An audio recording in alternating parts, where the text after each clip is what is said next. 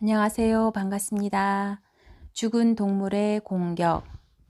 1350kg의 콩은 1년 동안 22명을 먹여 살릴 수 있지만 이것을 소에게 먹이면 단 한 사람만 고기와 우유를 먹을 수 있다고 한다. 우리가 어릴 때는 소에게 여물을 먹이는 것이 보통이었고 특별식으로 약간의 곡물만 섞어 주었다. 하지만 지금의 소는 곡물을 기본으로 사육된다. 소에게 먹일 곡물을 생산하기 위해 지금 이 시간에도 아마존 밀림이 사라지고 있다는 사실을 상기해 보자. 햄버거 한 개를 만들기 위해 필요한 면적이 5에서 13m라고 한다. 이렇게 해서 1년에 파괴되는 밀림이 남한 크기에 달한다면 국내외의 많은 명사들이 채식주의자임을 선언하고 나섰다. 비인도적인 가축 사육 방식에 반대하고 환경보호에 모범을 보이기 위해서이기도 하지만 무엇보다 자신의 건강을 지키기 위해서일 것이다. 배우 송일곡은 연예계의 대표적인 채식주의자로서 채식을 하면 영혼이 맑아지는 느낌이 든다는 말을 했다. 그 경우 육식을 안 해도 몸에 멋진 근육이 붙은 것을 알 수 있다. 지구상에는 약 10억 명이 식량 부족으로 인하여 허기에 시달리고 있는 반면 10억 명은 고기를 너무 많이 먹어서 비만에 시달리고 있다. 간혹 살코기만 골라 먹으면 고기도 몸에 나쁜 건 아니지 않냐고 물어오는 사람들이 있다. 결론부터 말하면 지방이고 살코기고 간에 육식은 인간의 몸에 부담을 주기 때문에 자제해야 한다. 우리의 치아를 살펴보자. 고기를 찢는 송곳니는 4개밖에 없는데 채소를 자르는 앞니는 8개, 곡식을 잘게 가는 어금니는 20개나 된다.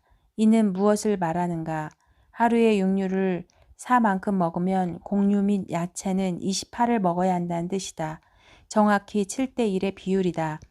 우리 신체는 많은 종류의 아미노산을 필요로 하고 또 스스로 만들어내기도 하는데 필수 아미노산이라고 해서 우리 몸이 합성하지 못하는 종류가 있다. 이런 필수 아미노산은 반드시 음식물을 통해 섭취해야 하는데 현대 영양학에서는 육류에 이런 성분이 많이 들었으므로 고기를 통해 필수 아미노산을 섭취할 것을 장려한다. 또한 고기를 먹어야 근육도 생기고 키도 자란다고 말한다. 분명 육류에는 필수 아미노산이 다량 포함되어 있고 단백질 함량도 높다. 그렇다고 해서 이런 사실이 육류를 많이 먹어야 한다는 말과 같은 의미는 아니다. 필수 아미노산은 약간의 육식만으로도 섭취가 가능하며 기타 콩류를 통해서 얻는 방법도 있다. 단백질의 경우도 마찬가지다. 초식동물은 육식을 하지 않지만 아이러니하게도 자연계에서 덩치가 크고 근육이 발달한 쪽은 육식동물이 아니라 초식동물 쪽이다. 포식자인 사자보다 먹이인 얼룩말의 크기가 더 크지 않은가. 단백질을 먹어야 단백질이 생성된다는 관념 역시 1차원적 사고방식에 불과하다. 우리 몸은 그 자체로 무한한 능력을 가진 연금술사로서 A를 갖고도 B, C를 만들어낸다. 같은 샘물이라고 해도 소가 마시면 우유가 되고 뱀이 마시면 독이 되지 않은가. 육류에 포함된 지방은 포화지방산으로서 산화되기 쉬운 성질을 가지고 있다. 지방이 산화되게 되면 체내의 활성산소인 프리레디컬이 만들어진다. 프리레디컬은 인체의 노화를 앞당기는 주범으로 알려져 있다.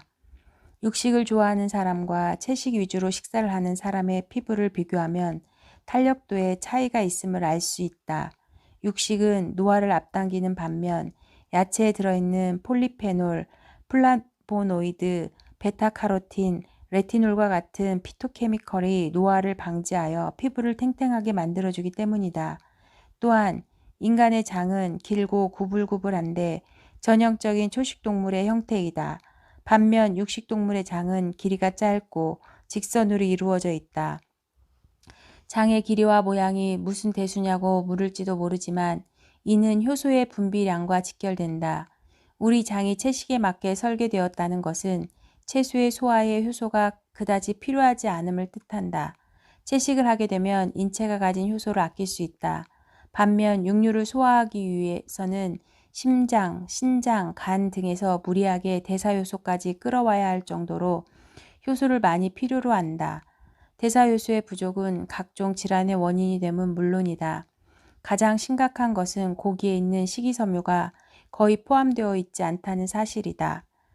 양질의 섬유소는 대변의 용적량을 늘리는 역할을 하는데 섬유소 부족으로 변의 양이 줄어들면 적은 양의 대변을 배출하기 위해 우리는 배에 힘을 주게 된다. 이런 일이 반복되면 장벽을 이루는 근육이 두꺼워지고 단단해진다. 이렇게 해서 두꺼워진 장이 수축 운동을 하면서 장내 압력을 높이는데 와중에 점막이 접히게 된다. 이런 현상은 장벽 곳곳에 곁주머니를 만들게 되는데 의학 용어로 개실이라고 부르는 이곳에 변이 끼게 되면 빠져나오기가 쉽지 않아 숙변으로 쌓이며 숙변은 장내 독소를 유발한다. 우리의 식탁에 주로 오르는 육류인 닭, 돼지, 소의 경우 한정된 공간에 갇혀 사육되기 때문에 운동 부족으로 인한 극심한 스트레스를 받고 있다. 인간도 그렇지만 스트레스는 동물의 건강에 부조화를 가져와 질병에 약한 체질이 되게 한다. 그로 인해 항생제 등 각종 약물을 투여할 수밖에 없으며 기타 성장 촉진제 등에 의해 가축은 비정상적인 성장의 길을 걷게 된다. 과거의 젖소는 하루 3리터의 우유를 생산했지만 성장 촉진제를 투여하여 키우는 요즘 젖소는 하루 30리터씩 우유를 생산하고 한다고 한다. 또한 요즘 젖소는 좁은 공간에 갇혀 하루 종일 젖을 짜다가 햄버거 고기가 되어 팔려나간다.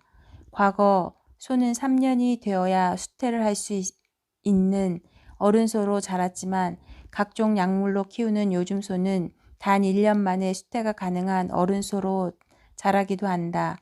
이런 음식이 상에 오른다고 생각해보자. 엄격히 말하면 고기와 우유는 축산물이 아니라 공장에서 만들어진 가공품이다. 매스컴에서 이란 이야기를 대놓고 할 수 없는 것은 축산 농가를 보호해야 하기 때문이다.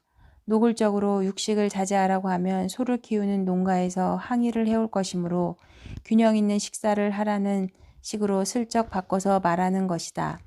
건강을 생각한다면 고기보다는 야채, 익힌 야채보다는 생야채가 좋다.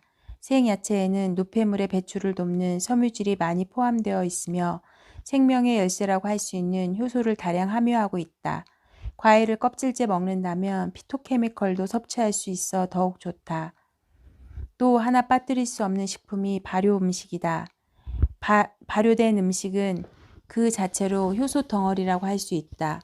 돼지고기를 먹을 때 새우젓과 함께 먹는 것도 효소의 작용이 소화를 돕기 때문이다. 시판되는 효소식품이 발효법으로 만들어지는 것을 볼 때 젓갈, 청국장, 김치 등은 인체에 매우 유익한 식품이라고 할 수 있다. 팁. 인간보다 낮은 체온의 육류를 먹자. 부득이하게 육류를 먹어야 한다면 인간의 체온보다 기초 체온이 낮은 동물을 섭취하는 것이 좋다. 체온이 낮은 동물의 지방일수록 우리 몸속에서 잘 용해되기 때문이다. 참고로 소, 돼지는 인간의 체온보다 약간 높다. 닭의 경우 40도씨를 웃돌아 육류 중 가장 체온이 높다고 할 수 있다. 닭 삶은 물을 하수구에 버리게 되면 종 내는 구멍이 막히게 된다. 이게 인체라고 생각하면 참 끔찍한 일이다. 오리는 인체보다 약간 낮은 체온을 가지고 있다. 물에서 생활하는 시간이 많은 오리가 육지에서 생활하는 닭보다 체온이 낮은 것은 당연지사일 것이다. 오리가 건강식품으로 대접받는 것은 바로 이런 이유 때문이다. 오리 기름은 우리 몸속에 들어가면 굳지 않고 흘러내린다. 육류 중 가장 체온이 낮은 것은 뭐니 해도 어패류다. 생선회의 경우 효소가 파괴되지 않았기 때문에 그중 나은 육류라고 할 수 있다.